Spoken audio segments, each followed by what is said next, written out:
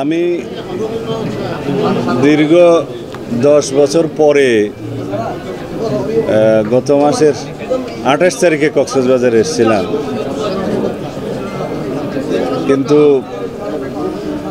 তারপর দিন সকালে আমাকে চলে যেতে হয়েছে একটা জাতীয় গুরুত্বপূর্ণ কাজে। এরপরে আবার প্রায় 1 মাসের কাছাকাছি হলো আজকে এসছি। আমি কক্সবাজার বিএনপি কার্যালয়ে গতবারই ভিজিট করার কথা, পারিনি। আজকে প্রথম কর্মসূচি হিসেবে এয়ারপোর্ট থেকে আসার সময় কক্সবাজার জেলা বিএনপির কার্যালয়ে দেখলাম একটা ধ্বংসস্তূপ। বিগত 5ই আগস্টের গণবিপ্লবের আগের দিন সারা বাংলাদেশের অন্যান্য জায়গার মতোই আওয়ামী তাণ্ডবের শিকার হয় আমাদের দলীয় কার্যালয়। স্বাধীনতা যুদ্ধের সময় যেমন হানাদার বাহিনী আমাদের এই দেশের মুক্তিযোদ্ধাদের, স্বাধীনতা সংগ্রামীদের বসতবাড়ি জ্বালিয়ে দিত, একই কায়দায় আমাদের দলীয় কার্যালয় আওয়ামী তাণ্ডবের শিকার হয়। বাংলাদেশে এরকম বহু বিএনপি কার্যালয় তারা জ্বালিয়ে দিয়েছে। গত 15-16 বছর যাবৎ ফ্যাসিবাদ যেভাবে বাংলাদেশের বুকের উপরে, বাংলাদেশের মাটিতে প্রতিষ্ঠিত হয়েছিল, তার অবশ্যম্ভাবে এই পরিণতি হচ্ছে গণবিপ্লবের মধ্য দিয়ে তাদের উৎখাত।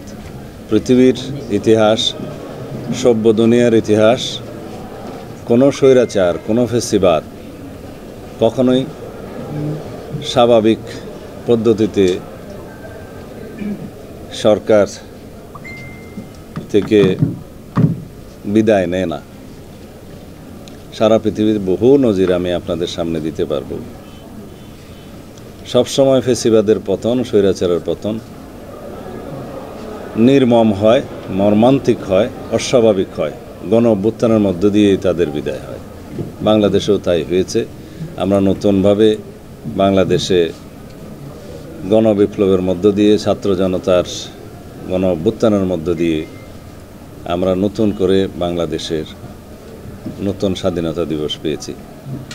প্রকৃতপক্ষে বাংলাদেশ করদরাজ্য হওয়ার দ্বার প্রান্তে ছিল। সেই অবস্থা থেকে আমরা আমাদের স্বাধীনতা এবং সার্বভৌমত্বকে সংহত করতে পেরেছি। এই জন্য শত সহস্র শহীদের রক্ত দিতে হয়েছে। প্রায় 22,000-এর মতো মানুষ আহত হয়েছে, 2 চোখ অন্ধ হয়েছে শতাধিক, 1 চোখ অন্ধত্ব নিয়ে বসবাস করছে কয়েকশো, পঙ্গু হয়েছে কয়েকশো। গত কয়দিন আগের রিপোর্ট অনুসারে 1423 জন মানুষ শহীদ হয়েছেন, মানব জীবনের রিপোর্ট। তার আগ পর্যন্ত পরিচালিত জরিপ অনুসারে 875 জন মানুষ শহীদ হয়েছেন, ছাত্র জনতা। সারা বাংলাদেশে বিগত 15 বছরে প্রায় 700 মানুষ গুমের শিকার হয়েছে। আমি নিজেও গুমের শিকার হয়ে নির্বাসিত জীবনযাপন করতে বাধ্য হয়েছি। 2700-র মতো মানুষ ক্রস ফায়ার সহ বিচার বহির্ভূত হত্যাকাণ্ডের শিকার হয়েছে এবং প্রায় 2600 কতজন আমার ঠিক মনে নাই, মোর দেন 2600 রাজনৈতিক নির্যাতনের শিকার হয়ে আওয়ামী সন্ত্রাসীদের হাতে এবং সরকারি বাহিনীর হাতে নিহত হয়েছে। এগুলো সংক্ষিপ্ত বিবরণ বাংলাদেশের বিগত ফ্যাসিবাদের সময়ে বাংলাদেশের অবস্থা কী ছিল তা বোঝার জন্য এটা সংক্ষিপ্ত বিবরণ। সারা বাংলাদেশের মতো কক্সবাজারেও বৈষম্য বিরোধী ছাত্র আন্দোলন সংগ্রাম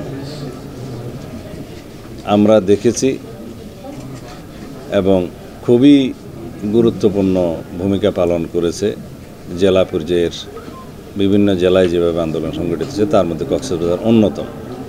3 জন শহীদ হয়েছে। যারা শহীদ হয়েছে তার মধ্যে আমার গ্রামের আমার সন্তানের মতোই একজন আছে, ওয়াসিম আকরাম। সে আমাকে তার 2-3 সপ্তাহ আগে দেখতে গিয়েছিল শিলংয়ে। ভাবতেও পারিনি মাত্র 20-21 বছর বয়স হবে তার, সে আন্দোলনে শহীদ হয়েছে। বাংলাদেশে ছাত্র আন্দোলনে সে দ্বিতীয় শহীদ, সম্ভবত 16ই আগস্ট নয়, 16ই আগস্টে প্রথম শহীদ, 16ই জুলাই, দুঃখিত আমি, 16ই জুলাইয়ের ছাত্র আন্দোলনের বৈষম্যবিরোধী ছাত্র আন্দোলনের প্রথম শহীদ রংপুরের সাইদ, দ্বিতীয় শহীদ ওয়াসিম আকরাম চট্টগ্রামে শহীদ হয়। কক্সবাজার আরও 2 সন্তান এই জুলাই আগস্ট বিপ্লবে শহীদ হয়েছে। আমরা শহীদের রক্তের উপর দাঁড়িয়ে নতুন বাংলাদেশ, বৈষম্যহীন, সাম্যভিত্তিক, মানবিক মর্যাদাভিত্তিক প্রকৃত গণতান্ত্রিক রাষ্ট্র বিনির্মাণের জন্য আমরা অঙ্গীকারাবদ্ধ এবং সারা জাতির বিপ্লবোত্তর যে আকাঙ্ক্ষা, যে আশা, যে অভিপ্রায় সৃষ্টি হয়েছে সেটা পরিপূরণের দায়িত্ব বাংলাদেশের সকল গণতন্ত্রকামী মানুষের। আমরা আহ্বান জানাই আমরা যেন পরস্পরের অধিকারের প্রতি স্বীকৃতি দেই, একটি প্রকৃত গণতান্ত্রিক, বৈষম্যহীন, অসাম্প্রদায়িক, সাম্যভিত্তিক, মানবিক মর্যাদাভিত্তিক আইনের শাসনের বাংলাদেশ প্রতিষ্ঠার জন্য যেন আমরা সবাই আমাদের কণ্ঠ সবসময় উচ্চে রাখি, আন্দোলন অব্যাহত রাখি।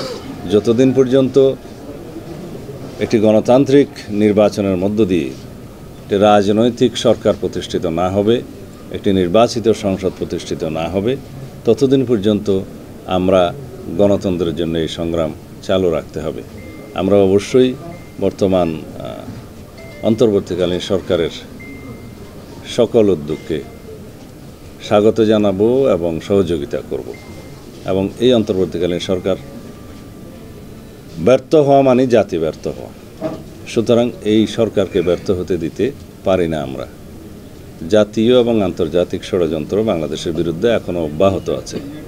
বাংলাদেশের অভ্যন্তরে অস্থিরতা সৃষ্টির জন্য ষড়যন্ত্রকারীরা এখনও প্রচেষ্টা চালাচ্ছে, সেটা আপনারা দেখতে পাচ্ছেন বিভিন্ন জায়গায়।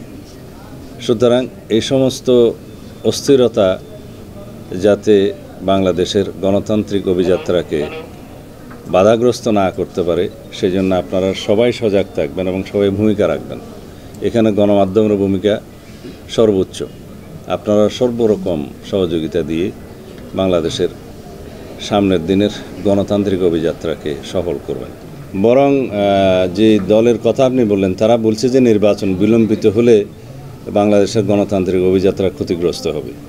আমি সেরকম শুনেছি। সবাই চায়, সকল রাজনৈতিক দল যারা গণতন্ত্রে বিশ্বাস করে এবং গণতান্ত্রিক প্রক্রিয়া চালু রাখতে চায়, তাদের আকাঙ্ক্ষা হচ্ছে যৌক্তিক সময়ের মধ্যে সংস্কার কার্যক্রম শেষ হবে। সেই সংস্কার অবশ্যই নির্বাচনমুখী সংস্কারগুলো অগ্রাধিকার পাবে। কিছু সংস্কার আছে বর্তমান অন্তর্বর্তীকালীন সরকার শুরু করতে পারবে, হয়তো শেষ করতে পারবে না।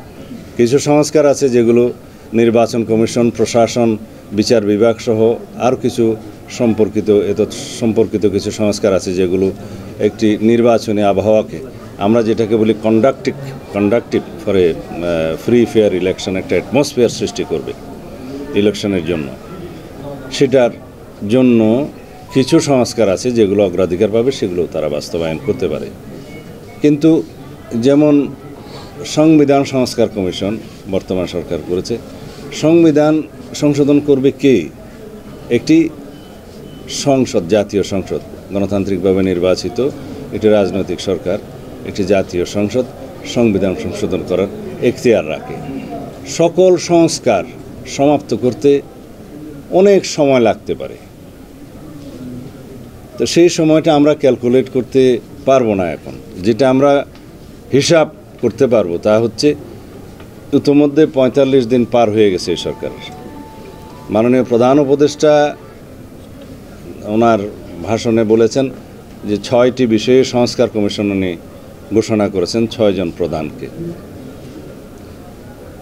তিনি বলেছেন এই মাসের মধ্যে পূর্ণাঙ্গ কমিটি হবে সেই সংস্কার কমিশনের, এবং উনি আশাবাদ করেছেন, ব্যক্ত করেছেন অক্টোবরের ১ তারিখ থেকে এই কমিশন কাজ শুরু করতে পারবে এবং ৩ মাসের মধ্যে তারা পূর্ণাঙ্গ রিপোর্ট জমা দিতে পারবেন বলে আশা করেছেন।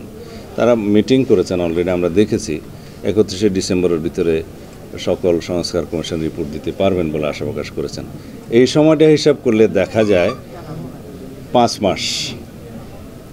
তার পরবর্তী পদক্ষেপ হিসাবে মাননীয় প্রধান উপদেষ্টা বলেছেন যে উনি রাজনৈতিক দলসমূহের সাথে, স্টেক হোল্ডারদের সাথে, পত্রিকার সম্পাদকদের সাথে এবং যারা বিশেষজ্ঞ তাদের সাথে জনগণের জন্য এই মতামত প্রদানের জন্য উন্মুক্ত করবেন। তারপরে সেই সুপারিশসমূহ যেভাবে জনগণের গ্রহণযোগ্য হয় সেই সুপারিশসমূহ প্রণয়ন করবেন।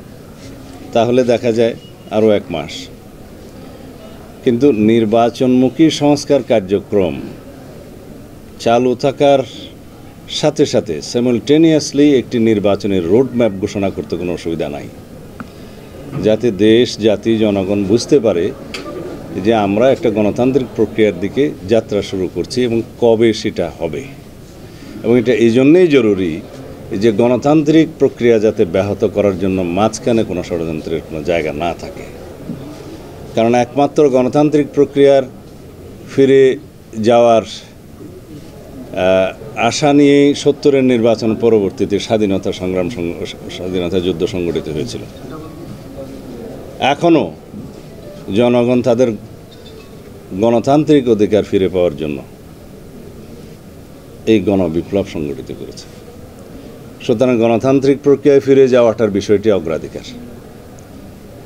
তো সেই হিসাবে আমরা কোনো নির্ধারিত সময়সীমা রেখা আমরা বলতে চাই না, বাট এটা বোঝার বিষয় যে কতদিন সংস্কারের জন্য প্রয়োজন হবে এবং সংস্কার কার্যক্রম চালু রাখার সাথে সাথে একটি নির্বাচনের রোডম্যাপ দিলে জাতীয় বুঝতে পারবে যে আমরা কবে নাগাদ গণতান্ত্রিক প্রক্রিয়ায় ফেরত যাচ্ছি। আমার মনে হয় যথেষ্ট হয়েছে। ধন্যবাদ।